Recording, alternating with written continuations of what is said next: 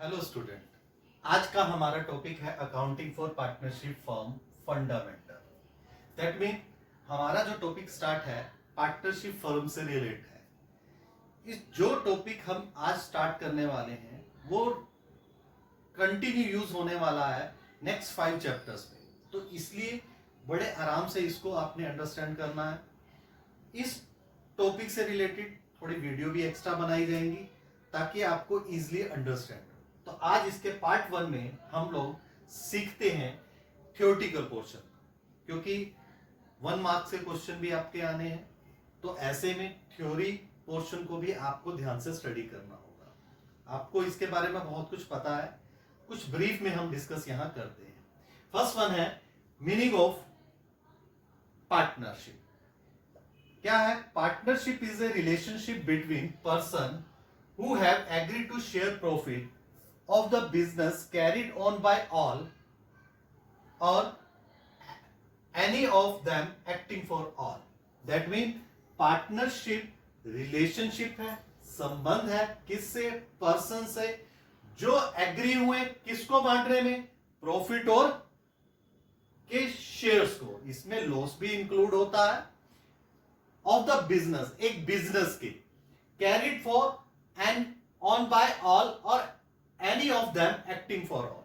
Business उन सबके द्वारा या उनकी सहमति से कुछ के द्वारा या किसी एक के द्वारा चलाया जाता है। It is called partnership. This definition given by section 4 Indian partnership act 1932। Characteristics भी इसी डेफिनेशंस में जुड़ी हुई हैं। तो नेक्स्ट टॉपिक भी हमारा है characteristics of the partnership. Firstly हमने कहा रिलेशनशिप बिटवीन पर्सन, तो पर्सन से रिलेटेड दैट मीन 2 और मोर पर्सन। मीन कि एक तो सबसे पहली चीज ध्यान रखने वाली है कि पर्संस के बीच में पार्टनरशिप होती है। एक पार्टनरशिप फर्म में कितने मिनिमम पर्सन होंगे और कितने मैक्सिमम पर्सन होंगे? मिनिमम 2, मतलब 2 पर्संस का होना मिनिमम जरूरी है। और maximum according to partnership act ऐसा कुछ डिफाइन नहीं करता, लेकिन कंपनी एक्ट के सेक्शन 3464 के अंदर डिफाइन किया गया है कि एक पार्टनरशिप में मैक्सिमम 50 पीपल्स हो सकते हैं। सेकंड वन आता है एग्रीमेंट। अब जब भी पर्सन इकट्ठे होंगे तो उनके बीच में एक कॉन्ट्रैक्चुअल रिलेशनशिप होता है।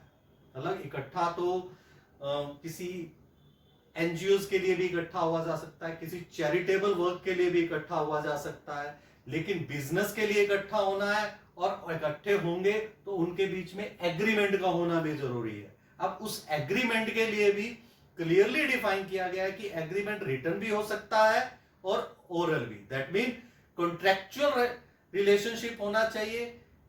वो उसके लिए कंपल्शन नहीं है कि वो रिटन ही हो, वो ओरल भी हो सकता है, लेकिन रिटर्न होगा तो बेस्ट होगा, जिसको कन्वर्ट कर दिया जाता है पार्टनरशिप डीड के according.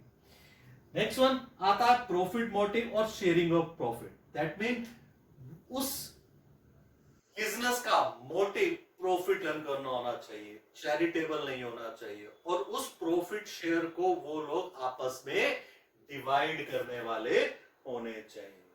Right? Relationship between principal and agent. That mean principal और एजेंट के रूप में रिलेशनशिप, जो एज ए ओनर, मतलब वो एज ए ओनर भी वर्क करेंगे, एज ए एजेंट भी वर्क करेंगे, और ऐसे में अपने काम के लिए तो वो जिम्मेवार होंगे और उनके काम के लिए दूसरे भी रिस्पॉन्सिबल होंगे। दैट मीन अगर वो किसी एक वर्क के लिए किसी से एग्रीमेंट कर लेते हैं तो अदर पार्टनर्स भी एज इट इज उसको फॉलो अप करने के लिए बाध्य कहलाएंगे। नेक्स्ट वन आता है business carried on by all or any them acting for all. जैसा मैंने पीछे भी बताया कि बिजनेस सबके द्वारा या सबकी सहमति से कुछ या किसी एक के द्वारा रिप्रेजेंट होकर भी रन किया जा सकता है। मतलब ऐसा जरूरी नहीं कि सबके सब उसकी एडमिनिस्ट्रेशन पार्ट में इन्वॉल्व रहे। बिजनेस उन सब के द्वारा मिलकर भी चलाया जा सकता है और उन सबको रिप्रेजेंट करते हुए किसी एक पर्सन या कुछ पर्सन के द्वारा भी उसको रन किया जा सकता है। Right dear? नेक्स्ट वन आता है right of partners. Right of partners क्या है? देखिए, जब भी बात कर रहा हूं राइट ऑफ पार्टनर्स की। तो डियर, एक पार्टनर्स के क्या राइट्स हैं? बिजनेस में पार्टिसिपेशन के, बिजनेस की प्रॉपर्टीज में, की ओनरशिप में, प्रॉफिट के शेयर्स में, अकाउंटिंग बुक्स चेक करने के राइट, किसी न्यू पार्टनर की एडमिशन के टाइम कंसेंट देने का राइट। दैट मीन कि नया पार्टनर सभी पार्टनर की कंसेंट से ही बिजनेस के अंदर आ सकेगा। क्लियर? इसके अलावा क्या हो सकता है? बिजनेस में पार्टिसिपेट करने का, बिजनेस को छोड़कर, दैट मीन रिटायर होने का after the notice, and when given to loan the firm then receive the interest लेने का राइट एक पार्टनर्स के पास होता है। Clear dear? नेक्स्ट वन आता है पार्टनरशिप डीड। जैसा कि हम बात कर रहे थे कि जब पार्टनरशिप की बात आती है तो उनमें एक कॉन्ट्रैक्चुअल रिलेशनशिप की बात आती है।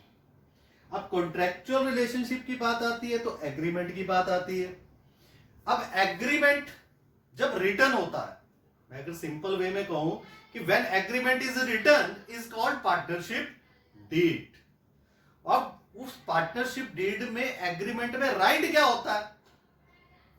Relate to partner right and responsibility, जिसमें राइट होंगी पार्टनर्स के पास क्या क्या अधिकार हैं और क्या क्या उनके दायित्व हैं। तो इसीलिए कहा जाता है कि पार्टनरशिप डीड क्या है? Partnership deed is a written agreement. Firstly क्या है? रिटर्न एग्रीमेंट है कंटेनिंग द टर्म, जिसमें राइट क्या है? टर्म्स राइट है। किससे related? Term and condition agreed by the partner. ये उनसे रिलेटेड टर्म और कंडीशंस राइट होती हैं कि उनको क्या करना है, क्या नहीं करना, क्या क्या पार्टनरशिप में वो रूल एंड रेगुलेशंस फॉलो करेंगे, क्या किसके राइट्स हैं, क्या किसकी रिस्पॉन्सिबिलिटीज हैं, एक्सेट्रा। तो it is called when agreement is written it is called partnership deed. It is called article of partnership also. इसको हम आर्टिकल ऑफ पार्टनरशिप भी बोलते हैं। अब बात आती है इसमें राइट क्या क्या होता है। स्टार्ट अगर किया जाए, जैसा आप लोगों ने रीड भी किया होगा अपने सिलेबस में, फर्स्ट पार्टनरशिप फर्म का name, who is partner, that mean partner कौन कौन है, name and address, who is invested in money in business, that mean capital of the business invested by the each partner, interest on capital and interest on drawing is allow or not allow, and which rate allow, how much profit sharing ratio, उनकी profit sharing ratio क्या रहे। इसके अलावा partnership deed के अंदर right किया जाता है कि सैलरी या कमीशन पेबल होगा या नहीं होगा, जो एडमिनिस्ट्रेशन में पार्टिसिपेट करेंगे, होगा तो किस अमाउंट तक होगा, उसमें इंक्रीमेंट कैसे होगा, at the time of admission, at the time of retirement, how to calculate goodwill, how to calculate other accounts, and how much amount invested by the admit partner, and how to pay the amount at the time of the retirement, retiring partner कितना amount उनको पे किया जाएगा वो decide होगा। Accounting period क्या रहेंगे, accounting books कैसे मेंटेन की जाएंगी, ऑडिट, अकाउंटिंग बुक्स ऑडिट करवाई जाएंगी या नहीं करवाई जाएंगी, तो कैसे करवाई जाएंगी, अगर कोई डिस्प्यूट हो जाते हैं तो आर्बिट्रेटर अपॉइंटेड के द्वारा की जाएंगी या आपसी सहमति से उसको सेटल कर दिया जाएगा, वगैरह वगैरह। मतलब जिस वो सारे के सारे पॉइंट इस पार्टनरशिप डीड में राइट कर दिए जाते हैं जो उनमें डिस्प्यूट का रीजंस होते हैं, जो डिस्प्यूट का कारण बन सकते हैं, राइट, ताकि अगर किसी को भी डाउट होगा तो इजीली उसकी कॉपी देखकर अपनी ड्यूटीज और राइट्स के बारे में इजीली जान पाएगा। Clear dear? अब नेक्स्ट वन आता है कि rules applicable in the absence of partnership deed. जैसा कि मैंने आपको डिफाइन किया कि एग्रीमेंट रिटन भी हो सकता है और ओरल भी हो सकता है, लेकिन अगर वो रिटन होता है तो वो कहलाता है पार्टनरशिप डीड। या आर्टिकल ऑफ पार्टनरशिप, लेकिन अगर वो डीड नहीं क्रिएट की जाती रिटर्न, तो उस कंडीशन में क्या रूल फुल किए जाते हैं जो 1932 एक्ट में है। तो उसके अकॉर्डिंग क्या है, प्रॉफिट शेयरिंग रेशियो इक्वल रहती है, interest on capital drawing salary नहीं दिया जाता। अगर किसी पार्टनर ने बिजनेस को लोन दिया हुआ है, दैट मीन अगर फर्म के द्वारा पार्टनर से कैपिटल के अलावा अदर मनी बोरो की गई है, तो उसके ऊपर मैक्सिमम 6% पर एनम की रेट से इंटरेस्ट होता है। ईच पार्टनर को अकाउंटिंग बुक्स चेक करने का राइट होता है, बिजनेस में पार्टिसिपेशन करने का राइट होता है। Clear dear? आज हमने इसके बेसिक थ्योरेटिकल पोर्शन को कवर किया है। नेक्स्ट हम इसके से रिलेटेड कुछ अकाउंटिंग टॉपिक्स पर डिस्कस करेंगे। Thank you, have a nice day.